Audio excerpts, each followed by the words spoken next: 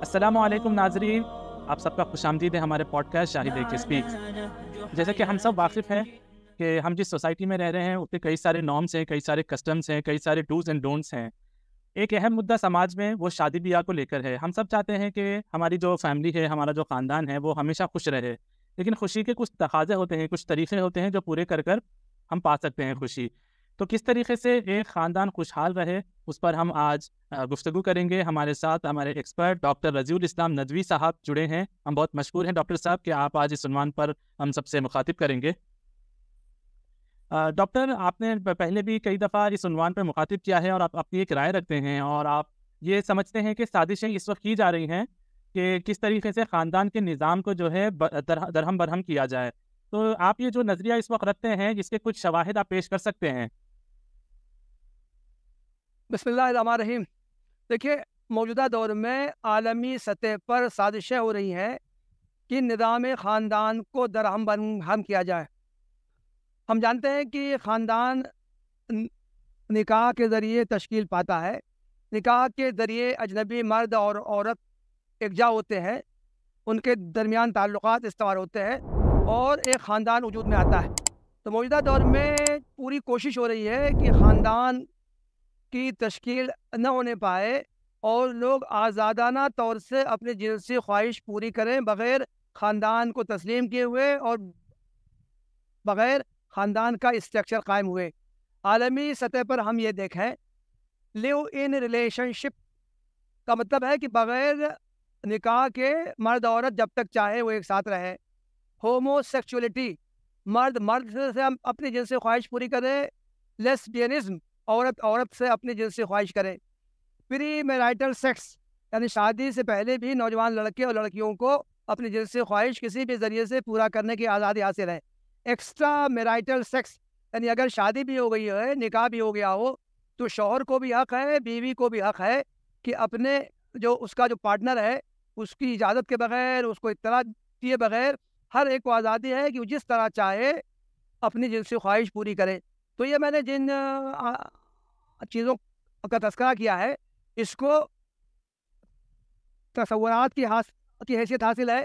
اپنے ملک میں بھی اور ملک دوسرے ممالک میں بھی باقاعدہ ان تصورات پر کام ہو رہا ہے۔ ان کو ایک فلسفہ کی حیثیت سے پیش کیا جا رہا ہے۔ ملکوں کے قوانین میں اس کو جائز قرار دیا گیا ہے اور اس کے مطابق قانون سازی کی گئی ہے۔ تو اس سے ہم یہ اندازہ لگا سکتے ہیں کہ یہ سارے جو تصورات ہیں، اگرچہ ان کی حیثیت خوبصورت نعروں کی سی ہے، لیکن یہ کہ ان سب کا ایم یہ ہے کہ خاندان کا ادارہ تشکیل ہی نہ پانے پائے اور ہر شخص کو بالکل کھلی چھوٹ مل جائے کہ وہ جس طرح چاہے اپنے جنسی خواہش کو پورا کر لے۔ جی، تو ڈاکٹر صاحب، جیسے آپ نے کہا کہ اس وقت جو ہے تمام چیزوں کا دور ہے، یعنی کہ لیونگ ریلیشن شپ، ایکسٹرا میرائٹل افیئرز، اس تمام چیزوں کی اجازت دی جا رہی ہے۔ اگر ہم غور کریں کہ اس وقت ہم جو 21ویں صدی میں رہ رہے ہیں، لوگوں نے محنت کر کے جمہوریت کے بعد کئی ساری چیزوں کو پروان چڑھایا، اور اس میں سے جو تمام چیزیں پروان چڑھی وہ اس لیے کہ انسان ایک خوشحال زندگی اور آزادانہ زندگی جی سکے۔ تو اگر آپ یہ لیونگ ریلیشن، ایکسٹرا میرائٹل افیئر، انسان اپنی زندگی جی سکے، اس کے مطابق نہیں ہے، اگر آپ اس کو نہیں مانتے ہیں، تو آپ کا تصور نہیں لگتا آپ کو کہ وہ فریڈم آف اسپیچ اور فریڈم آف ایکسپریشن کے اگینسٹ جا رہا ہے؟ دیکھیے، فریڈم، آزادی ایک بہت خوبصورت لفظ ہے۔ آزادی کا نعرہ بلند کیا جاتا ہے۔ یہ کہا جاتا ہے کہ 20ویں صدی میں ہر ایک کو، چاہے وہ مرد ہو، عورت ہو، نوجوان لڑکا ہو، نوجوان لڑکی ہو، ہر ایک کو آزادی ہونا چاہیے۔ وہ جو چاہے کرے، جس طرح چاہے سوچے اور جس طرح چاہے عمل کرے۔ لیکن حقیقت کی دنیا میں ایسی آزادی کہیں نہیں پائی جاتی۔ متمدن سماج میں بے محابہ غیر مشروط آزادی کہیں نہیں پائی جاتی۔ ہر شخص کو آزادی ہے کہ چاہے وہ کپڑا پہنے، چاہے وہ ننگا رہے، لیکن کیا ہم اجازت دیں گے کہ کوئی شخص بھی ننگ دھڑنگ رہے، روڈ پر آ جائے؟ کیا ہم کسی نوجوان کو، چاہے لڑکا ہو یا لڑکی ہو، کیا اس کو آزادی دیں گے کہ وہ جس آفس میں وہ کام کرتا ہے یا کرتی ہے وہاں پر وہ چڈی پہن کے آ جائے؟ ہمارے یہاں تو اسکول کا ڈریس کی بات کی جاتی ہے۔ اسکولوں میں پسندیدہ لباس، ہر مذہب کے ماننے والے کو اپنے لباس پہن کے آنے کی آزادی حاصل نہیں ہے، تو پھر آپ کیسی آزادی کی بات کرتے ہیں؟ کسی بھی متمدن سماج میں ہر ایک شخص کو آزادی نہیں حاصل ہے کہ وہ جو چاہے کرے، جو چاہے سمجھے، بلکہ سماج کے کچھ نارمس ہوتے ہیں، کچھ اصول ہوتے ہیں، اور شہریوں کو ان کی پابندی ان سے کروائی جاتی ہے۔ تو اسی طرح یہ آزادی کا ایسا کی تصور جو کہ ہر شخص کو کھلی چھوٹ دے دے کہ وہ جو چاہے کرے، کسی بھی متمدن سماج میں ایسی آزادی کا تصور نہیں کیا جا سکتا۔ بالکل، یہ آزادی ایک سبجیکٹیو میٹر ہے، یعنی کچھ لوگ سمجھتے ہیں کہ یہ آزادی ہے تو کچھ لوگ سمجھتے ہیں کہ یہ نہیں ہے۔ جس طریقے سے کچھ ماحول میں ہے کہ آپ کوئی بھی کپڑے پہنے، کم کپڑے پہنے، وہ آزادی ہے، لیکن اس کے برعکس وہ دوسرے چیزوں کو آزادی نہیں سمجھتے۔ تو یہ سبجیکٹیو چیز ہے جس کے اوپر اچھی خاصی بحث ہو سکتی ہے۔ لیکن آگے بڑھتے ہوئے ڈاکٹر صاحب، ہم جیسے دیکھتے ہیں کہ اگر شادی کا بندھن ہو تو اس میں ایک مرد اور عورت، لمبے سمے سے یہ جو چلی آ رہی ہے کسٹم، اس میں مرد اور عورت بندھتے ہیں۔ اس وقت تو اجازت دی جا رہی ہے کہ مرد مرد سے، عورت عورت سے کرے، لیکن عمومی طور پر تاریخی اعتبار سے ہم آئیں تو اس میں مرد اور عورت کا نکاح ہوتا تھا۔ تو جب دو پارٹیز انوالو ہوتی ہیں کسی بھی اس میں، تو کچھ نہ کچھ حقوق اور فرائض ہوتے ہیں، کوئی نہ کوئی رائٹس ہوتے ہیں۔ تو شادی کے بندھن میں ایک مرد کے اور عورت کے یکساں حقوق ہیں، بالکل ایکول ہیں، یا ایک بیلنس رکھا گیا ہے اور دونوں کے مختلف حقوق ہیں؟ دیکھیے، دوسرے سماجوں، دوسرے مذاہب میں کیا مرد عورت کو نکاح کے بندھن میں بندھنے کے بعد کیا حقوق ہوتے ہیں، اس کا مجھے زیادہ تفصیل بھی نہیں معلوم ہے، اور اس وقت ان کو بیان کرنے کا موقع بھی نہیں ہے۔ لیکن میں چونکہ اسلام کا ایک طالب علم ہوں، اس لیے میں پورے اعتماد سے میں کہہ سکتا ہوں، اسلام میں نکاح کے بندھن میں بندھنے کے بعد مردوں اور عورتوں کو یعنی کہ مساوی حقوق دیے گئے۔ دیکھیے، مساوی حقوق اور یکساں حقوق میں فرق ہے۔ جی، یکساں حقوق کا تو مطلب ہوتا ہے کہ جو کام مرد کرے وہی کام عورت کرے، ایسا نہیں ہے۔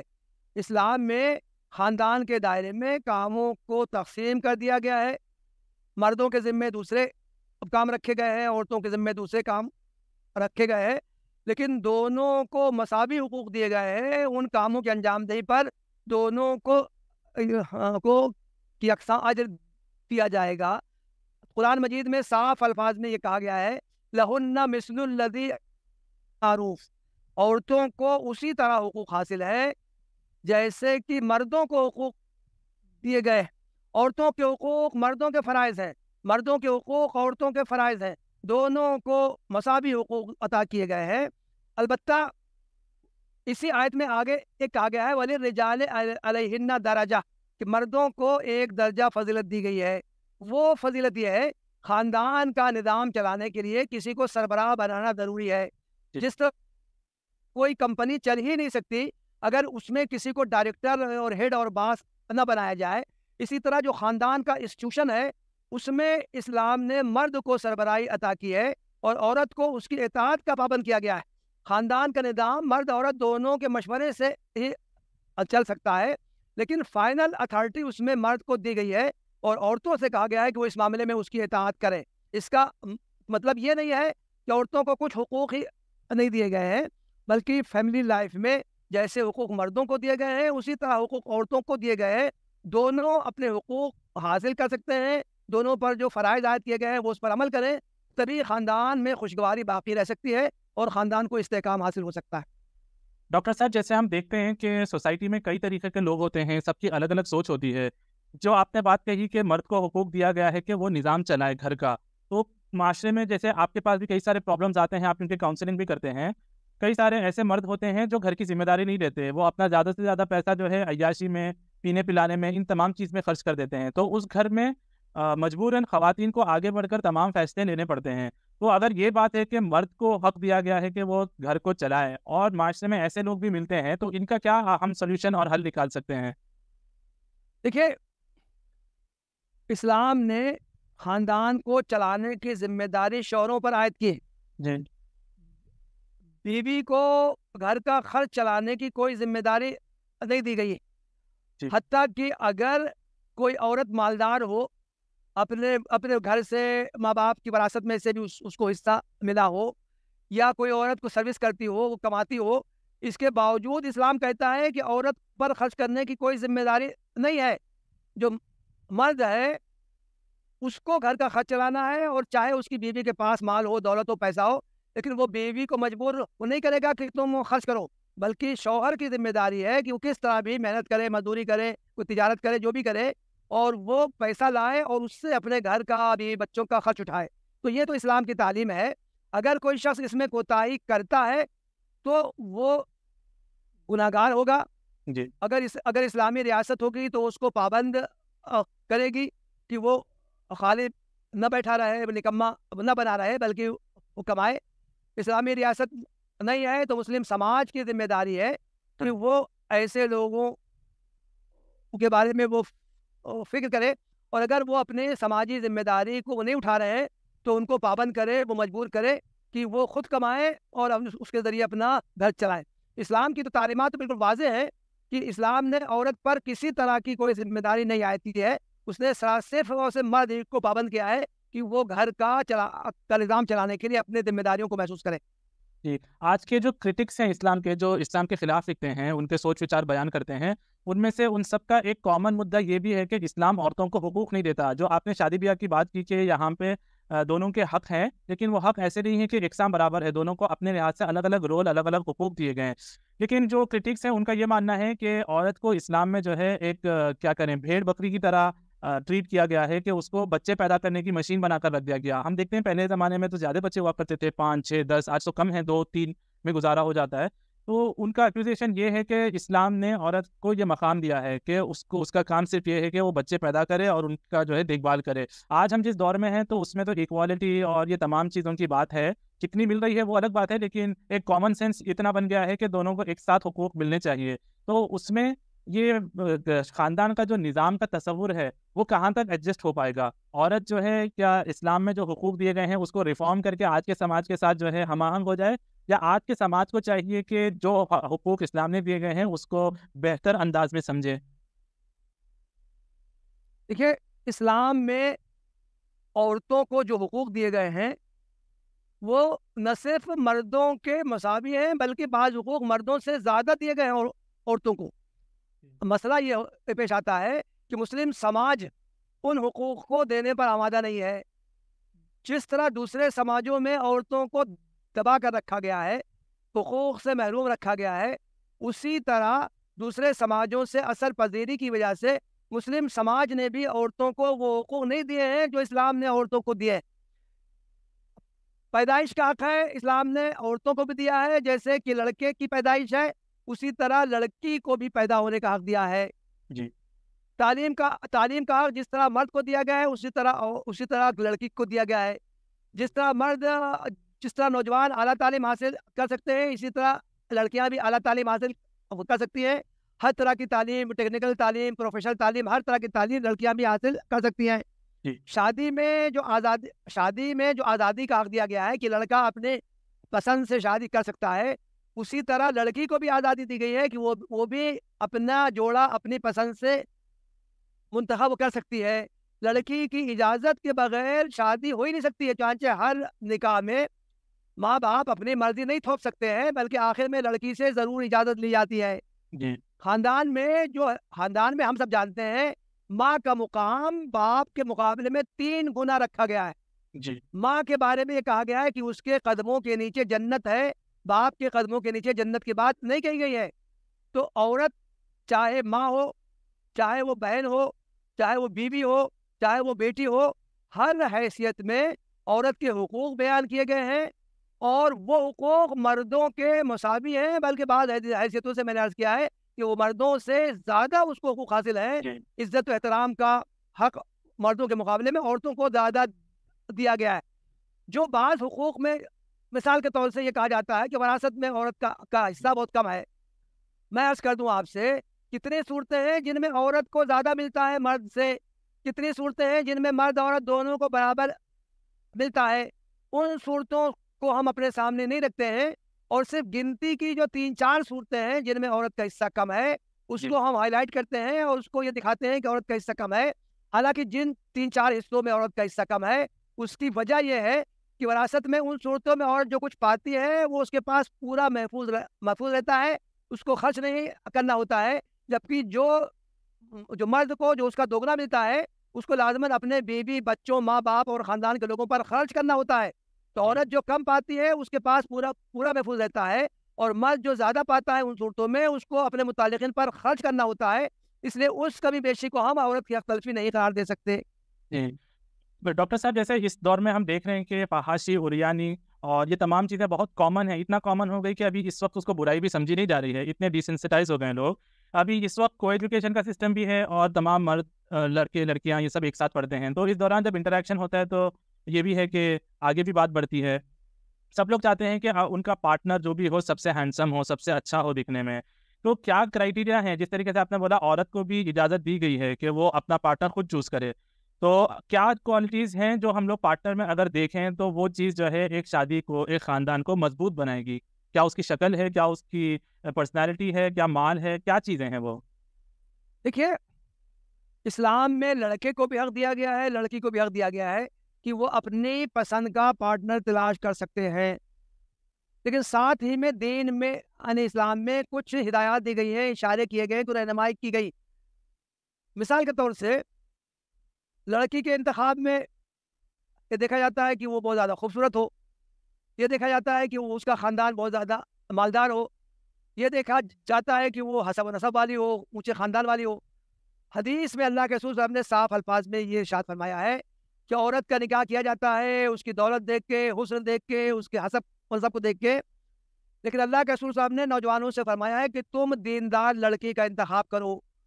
اگر ہم چاہتے ہیں کہ ہماری نسل ہے، ہماری اولاد ہے، صالح بنے، تو اس کے لیے ہمیں نکاح سے پہلے ہی اس کی فکر کرنی ہے اور اس کے لیے تیاری کرنی ہے کہ ہم اس کے لیے ایسی لڑکی کا انتخاب کریں جو کہ صالح اولاد دے اور وہ اس کی گود میں اولاد کی دینی حیثیت سے اس کی پرورش ہو سکے. تو بہرحال انتخاب کا حق ہے، آزادی ہے لڑکی کو بھی لڑکے کو بھی، لیکن اس آزادی سے فائدہ اٹھانے کے ساتھ ساتھ ہم کو یہ بھی دیکھنا چاہیے کہ دین نے کیا رہنمائی کی ہے. تو ایک بات میں عرض کر دوں کہ اس دنیا میں کوئی بھی پرفیکٹ نہیں ہے، کسی میں 100 خوبیاں ہوں اور کوئی خامی نہ ہو، کمی نہ ہو، یہ ناممکن ہے. ایسا کوئی وجود تلاش کرنا ناممکن ہے.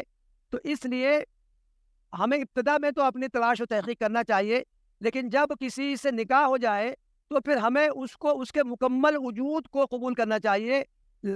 لڑکی کا نکاح کسی کے ساتھ ہو جائے تو اس کے شوہر میں جو خوبیاں ہوں، جو خامیاں ہوں، اس کے ساتھ اس کو قبول کرنا چاہیے.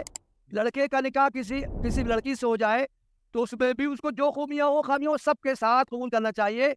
نکاح کے بعد کوئی خامی نکالنا، کوئی عیب بیان کرنا، کوئی تانے دینا، یہ ساری چیزیں وہ خاندان کو کمزور کرنے والی ہوتی ہیں، دلوں میں دوریاں پیدا کرنے والی ہوتی ہے. تو نکاح سے پہلے ہر طرح کی تحقیق و تلاش کی آزادی ہے، لیکن یہ شریعت کہتی ہے کہ دینداری کو ملحوظ رکھنا چاہیے. لیکن نکاح ہونے کے بعد تو جو کچھ ہے کوشش کرنی چاہیے کہ خاندان میں خوشگواری باقی رہے اور کوئی ایسی حرکتیں ایک دوسرے کے بارے میں نہ کی جائے جس سے کہ دلوں میں کدورت پیدا ہو، دوریاں آئے. تو مولانا آج ہم جیسے دیکھتے ہیں کہ کئی سارے پیرنٹس جو ہے ایشوز پاتے ہیں بچوں کی تربیت کرنے میں، بچے سنتے نہیں ہیں ان کی بات، کافی زدم زدی کا معاملہ ہوتا ہے. اور آج کے طور پر تو ہم دیکھیں بالخصوص جب اتنی آزادی دی گئی ہے تو کئی ملکوں میں یہ بھی آزادی ہے کہ اگر ماں باپ نے ڈانٹ ڈپٹ کی یا کچھ ہلکے سے تشدد بھی کیا تو آپ کے پاس حق ہے بچے کے پاس کہ وہ پولیس کو کال کر کے بلائے اور اپنے پیرنٹس کو خود اریسٹ کروا سکے. تو یہاں پر جو دنیا اس رستے پہ چلتی جا رہی ہے تو کچھ ٹپس آپ بتائیں جس میں پیرنٹس کو، جو ینگ کپلز ہیں، انہیں آسانی ہو اپنے بچوں کی تربیت کرنے، انہیں با اخلاق اور با کردار بنانے میں. دیکھیے، اولاد کی تربیت یہ موجودہ دور کا ایک سنگین مسئلہ ہے. پیرنٹس کو عام طور سے یہ شکایت رہتی ہے کہ آج کل کی اولاد جو ہے وہ باغی ہو رہی ہے، کہنا نہیں مانتی ہے، اپنی آزاد بروی پر چلتی ہے، تو وہ اس معاملے میں بہت زیادہ اپنے آپ کو بے بس پاتے ہیں. میں سمجھتا ہوں کہ اس کے لیے بچوں کی جو تربیت کے لیے پیرنٹس اگر چند کام کریں بالکل ابتدا سے تو وہ گویا کہ بچوں کو اپنی مرضی کے مطابق ڈھال سکتے ہیں. ایک عربی کا جملہ کہا گیا ہے کہ العلم فی الصغر کالنقش فی الحجر، کہ بچپن میں چھوٹے بچوں کو جو بھی تعلیم دے دی جائے، جو کچھ ان کو سکھا دیا جائے، وہ ان کے ذہنوں میں اس طرح نقش ہو جاتا ہے جس طرح ہم پتھر پر کوئی عبارت تحریر کندہ کر دیں تو اس کو مٹایا نہیں جا سکتا. تو میں نے پہلی بات عرض کی ہے کہ اگر ہم بچے کو نیک بنانا چاہتے ہیں، اپنے بچے کو صالح بنانا چاہتے ہیں، تو ہم پہلے اس کی ماں کو صالح بنائیں یا اس کو صالح انتخاب کریں. شادی کے بچوں کی فکر شادی ہی کے وقت کرنی ہے. کہ ہم ایسی لڑکی سے نکاح کو ترجیح دیں جو کہ خود نیک ہو، صالح ہو، دین پر چلنے والی ہو، تاکہ بعد میں جب اولاد اس کی گود میں جب پرورش پائے تو وہ ان کو دین کی باتیں سکھا سکے۔ عورت جو ہے اپنی لوریوں کے ذریعے، عورت جب بچہ یہ کہا جاتا ہے کہ 5 سال کی عمر میں بچہ سب کچھ سیکھ لیتا ہے، اور 5 سال کی عمر میں زیادہ وقت بچے کا ماں کے ساتھ ہی گزرتا ہے۔ تو گویا کہ ماں کی یہ ذمہ داری ہے کہ وقتاً فوقتاً بچے کے کان میں دین کی باتیں وہ پہنچائے، سکھائے۔ دوسری بات یہ ہے کہ پیرنٹس کو عملی نمونہ پیش کرنا ہوگا۔ بچوں کو وہ کیسا بنانا چاہتے ہیں ویسا ان کو خود بننا پڑے گا۔ عام طور سے گھروں میں یہ بہت عام ہے، کوئی شخص آیا ملاقات کرنے، ہم اس سے ملنا نہیں چاہتے ہیں تو بچے سے کہہ دیتے ہیں کہ جاؤ یہ کہہ دو کہ ابا گھر پہ نہیں ہے۔ بچہ جا کے یہ کہہ دیتا ہے، لیکن بچے کے ذہن میں یہ نقش ہو جاتا ہے کہ جب ضرورت ہو تو جھوٹ بولا جا سکتا ہے۔ ہم نے غیر شعوری طور سے بچے کو یہ ایک غلط بات سکھا دی جس پر بچہ آئندہ عمل کرے گا۔ تو ہوا کہ ہم عملی نمونہ پیش کریں۔ ہم بچوں سے کہتے ہیں جا کے نماز پڑھو، ہم کو نماز پڑھنے کی تو کبھی خود ہی توفیق ہوتی ہے تو بچے نماز کیوں پڑھیں گے؟ ہم کہ بچے سے کہیں تو قرآن پڑھو، بچے نے ہم کو خود کبھی قرآن پڑھتے ہوئے نہیں دیکھا ہے تو اس کے اندر کیوں پڑھنے کا شوق ہوگا؟ آج کل لوگ یہ شکایت کرتے ہیں کہ چھوٹے بچے موبائل بہت زیادہ دیکھنے لگے ہیں۔ تو جب ہم خود موبائل میں اپنا زیادہ وقت خرچ کریں گے تو ظاہر ہے کہ ہم کو دیکھ کے بچوں کو بھی موبائل دیکھنے کا، چلانے کا، گیم کرنے کا شوق پیدا ہوگا۔ اگر ہم خود اپنے اوقات کو منظم کریں تو خود اس کا اثر لازماً بچوں پر بھی ہوگا۔ تو گویا کہ ایک بات تو یہ ہو گئی کہ ہم بچوں کے لیے خود اچھا نمونہ بنے۔ دوسری بات یہ ہے کہ ہم بچوں کو ماحول ایک بنائیں، بچوں کو ایسا ماحول ہم ان کو دیں کہ جس میں ان کی خود بخود اچھی اخلاقی دینی تربیت ہو۔ ہم یہ دیکھیں کہ نگرانی کریں کہ ہمارا بچہ کن بچوں کے ساتھ اٹھتا بیٹھتا ہے، کن بچوں کے ساتھ وہ کھیلتا کودتا ہے، کہیں ایسا تو نہیں ہے کہ ان سے گالیاں سیکھ رہا ہے۔ تو گویا کہ ہمیں اس معاملے میں حساس ہونا ہے، بہت زیادہ چوکسی کرنی ہے، نگرانی کرنی ہے۔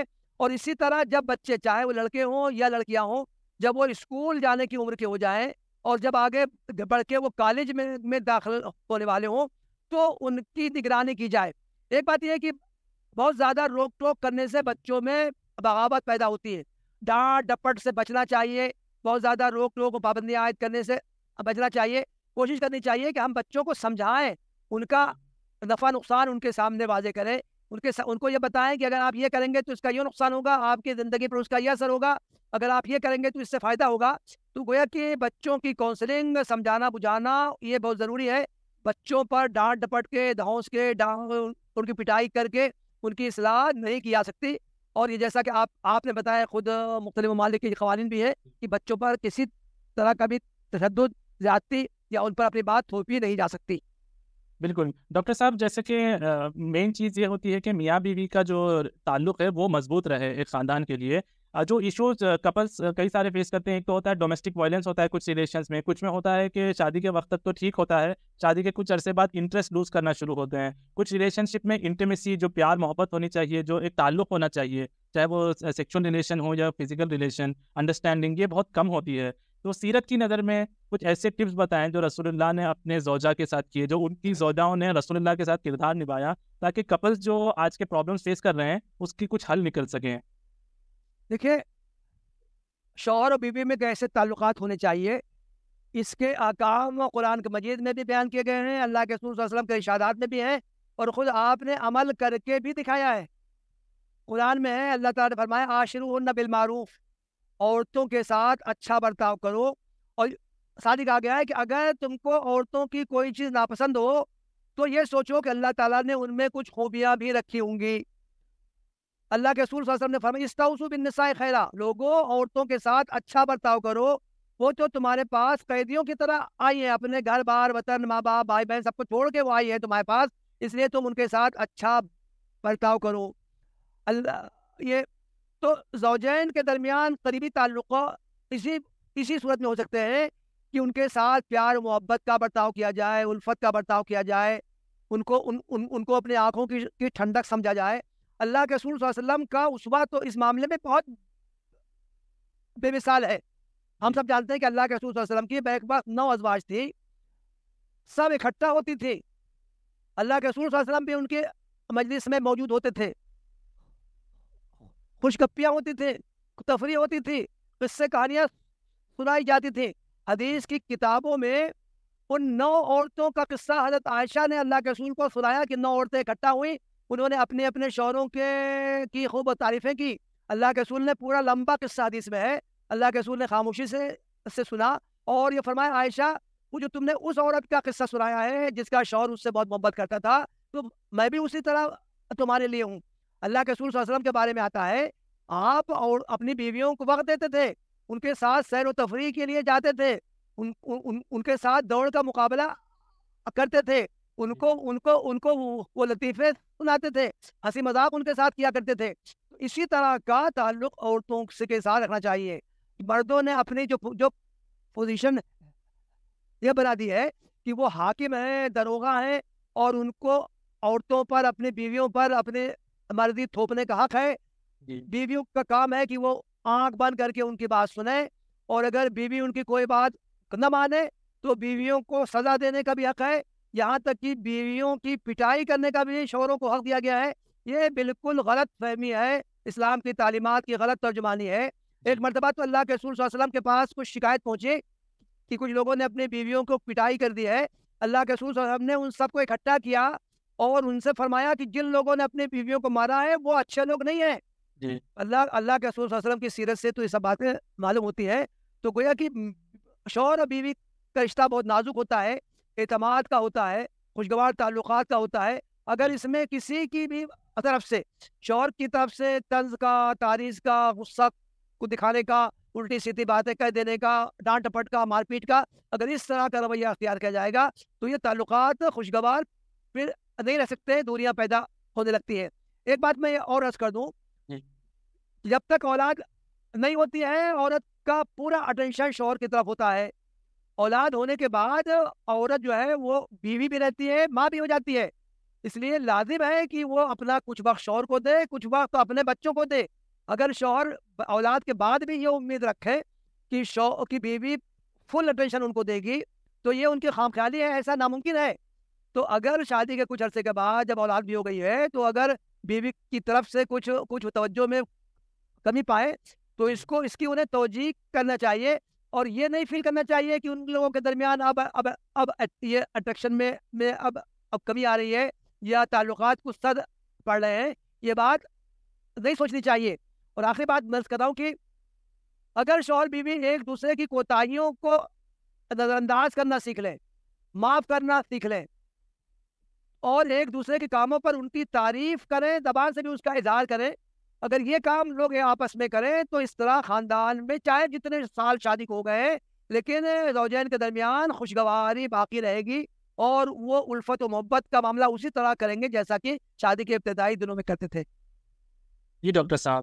ناظرین, جیسے کہ شادی میں ایک میاں بیوی کا بہت اہم رشتہ ہوتا ہے یہ شادی کرنا, اور اس میں سب سے اہم بات ہوتی ہے کہ دونوں میں جو پیار ہے, جو محبت ہے, وہ مرکوز رہے ایک دونوں کی طرف. تو کوشش یہ کرنی چاہیے کہ اپنا وقت, اپنا جو بھی محبت ہے, یہ تمام چیزیں ایک دونوں میں انٹیکٹ کریں, اپنے بچوں کی اچھی تربیت کریں, بچوں کو یہ سمجھے کہ یہ لوگ یہ آگے کا فیوچر ہے, یہ قوم کا مستقبل ہے. ان کی تربیت ایسی کریں کہ ان کو سمجھے کہ یہی ابو الاعلیٰ مودودی ہیں, یہی ابو الحسن ندوی ہے, یہی ابو الکلام آزاد ہے. اس نہج پر ان کی تربیت کریں تو یہی بچے بڑے ہو کر آگے قوم کا مستقبل بدل سکتے ہیں. اور ایسا نہیں کہ بچوں کو صرف انجینئر, ڈاکٹر یہ سب بنا دے, بلکہ ان کو ایک نظریہ دے, انہیں ایک فکر دے کہ انہیں زندگی جو ہے اس کے خالق اور اس کے مالک کے مطابق بسر کرنی ہے اور اس کے دین کی خدمت کرنا ہے, تاکہ دنیا میں اس کا دین سربلند ہو اور خاندان کا نظام مستحکم رہے. اور یہ جو اس وقت کوششیں کی جا رہی ہے یونیفارم سول کوڈ کے ذریعے شادی بیاہ کے, طلاق کے اور خاندان کے جو رسم و رواج ہے اس کو تبدیل کیا جائے ایک دوسرے انداز میں, ایک پبلک رائے بنائے ہم کہ کس طریقے سے اسلام کا قانون جو ہے عورتوں کے لیے, مردوں کے لیے, پورے انسانیت کے لیے فائدہ مند ہے, اور اس پبلک کے رائے کے ذریعے سے یونیفارم سول کوڈ کو روکیں اور جو بہتر قانون ہے اس کو نافذ کرنے کی کوشش کریں.